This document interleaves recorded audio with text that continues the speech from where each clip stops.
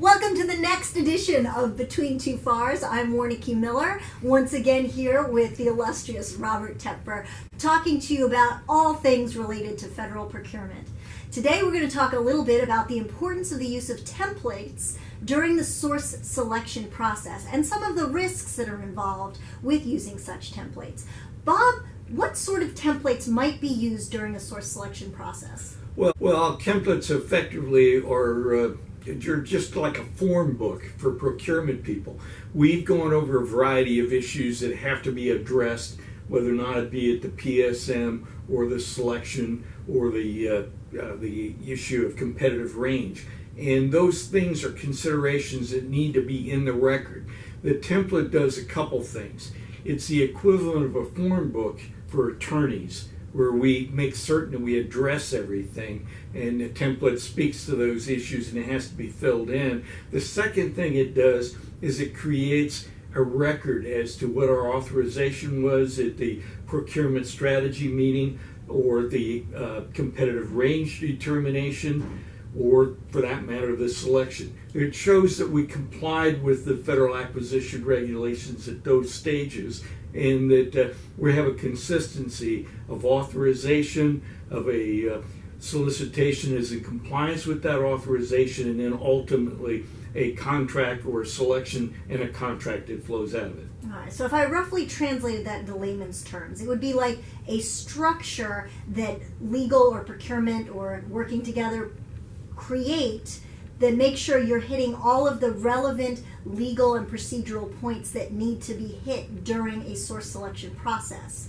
So in any given source selection, what would a contracting officer do with this template? Would they just simply fill it in, sort of blindly filling in the boxes and checking boxes? How does it work? Well, it relates to the actual need, the item that you're purchasing, because certain requirements have specific clauses that address the risk, that mitigate the risk. There may be a need for a secret clearance. There may be intellectual property issues that show up that need to be addressed. And at the various stages, it'll speak to those things and alert all the participants at the meeting as to their compliance. A lot of times it stimulates discussion where people say, how are you going to address this risk? You didn't put a clause in that regard. And that's really good because ultimately it's fixed. The record reflects that the issue was addressed and the clause or the manner for mitigating the risk. All right, so it's not just a matter of sort of turning off your brain and filling in the blanks on the pieces of paper. You actually have to go through a thought process and decide how this applies to your procurement and what you need done specifically for your procurement? Absolutely. And the thought process don't end at the creation of the or filling in of the template. They should be a basis for discussion later at any meeting as to the adequacy of everything from the statement of need. Is this a proper way to purchase this item? The selection method, those kinds of, or the contract, whether or not it should be a cost contract, fixed price. Those things are all addressed in various templates, and the logic is outlined in that. So what's your response if a contracting officer says, well, I did it because it's in the template? Well, and there may be some of that because it forces them to comply, but if you end up with like a board chair or a contracting officer who wants to throw the template in the trash and do a better job, the issue becomes, let's sit down and talk about the issue.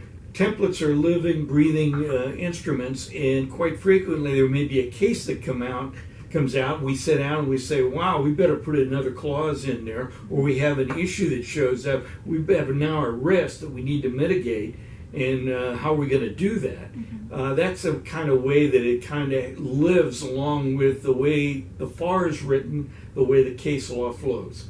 And what's the benefit to a source selection official who maybe goes through a lot of these source selection meetings? How do the templates benefit them? How many times do you show up at one of these meetings and for whatever reason the source selection official only has an hour and a half and it's a 2-hour briefing?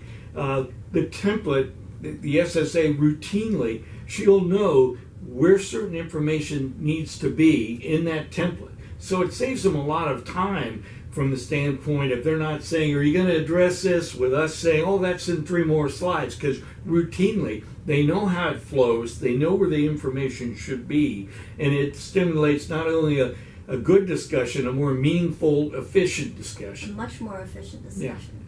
Well, there you have it. Templates for source selection. The good, the bad, and the ugly. Join us next time between 2 FARS.